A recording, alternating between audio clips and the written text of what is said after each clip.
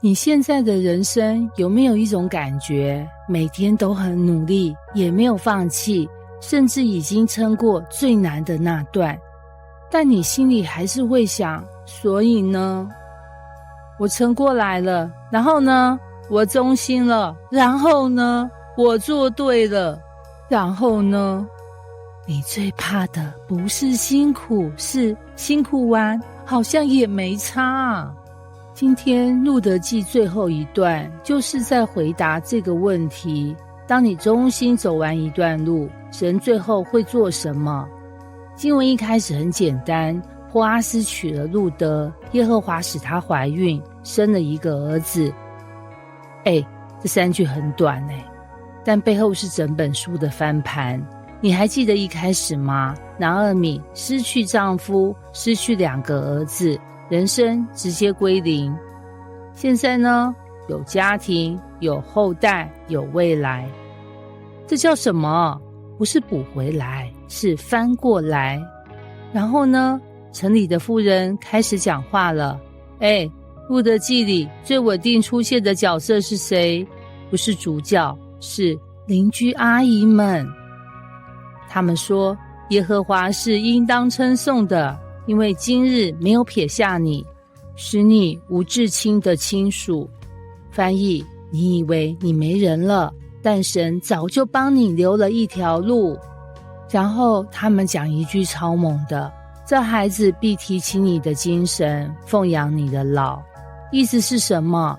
這不只是嬰兒，這是一個未來的答案。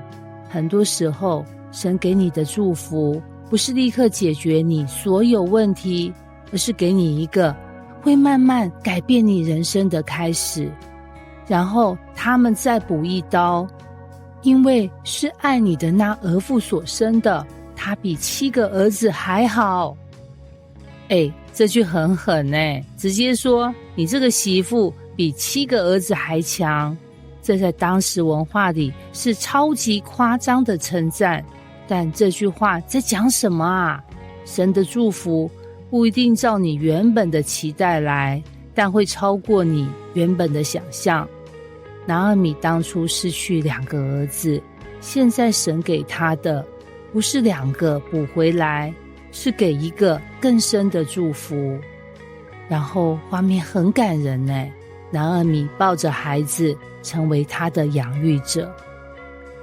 你想象一下這畫面，一個曾經說不要叫我甜叫我苦的人，現在抱着一個新生命。這就是神的風格，他不只是會改變你的環境，他會重新定義你的故事。然後呢，鄰居又來了，他們真的很忙拿俄米得孩子了。等一下，這孩子不是路得生的嗎？但你看，神的祝福是會流動的，不只是路得得着，拿俄米也被恢復。然後最後一段，很多人讀到這裡會想睡覺，一連串名字，某某生某某，某某又生某某，你會想說，這跟我有什麼關係？但這一段是整本書最炸的地方，因為最後一個名字是大衛，對，就是那個未來會成為王的大衛。意思是什麼？這個從撿麥穗開始的故事，最後接上王的故事。還沒完，如果你往新約看，這條家譜最後會連到耶穌。你以為路得只是一個外地女子，一個寡婦，一個撿麥穗的人，但神看她是王的祖先，救恩故事的一部分。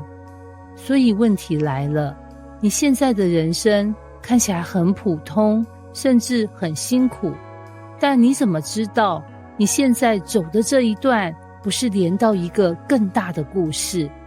你看不到全局，但神看得到。